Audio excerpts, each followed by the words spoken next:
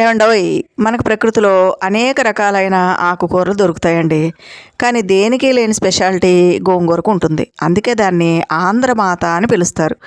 గోంగూర అంటే ఇష్టం లేని వాళ్ళంటూ ఎవ్వరూ ఉండరండి. గోంగూర పప్పులో వేసుకున్న బాగుంటుంది, పచ్చడి బాగుంటుంది, పులుసు బాగుంటుంది, చికెన్లో, మటన్లో, ప్రాన్స్లో దేంట్లో వేసుకున్నా సరే గోంగూర రుచే అద్భుతం అండి. అందుకే గోంగూర పచ్చడి అంటే ఇష్టం లేని వాళ్ళంటూ ఎవ్వరూ ఉండరు. కానీ కొంతమంది మాత్రం గోంగూర అనగానే అదిరి పడతారండి.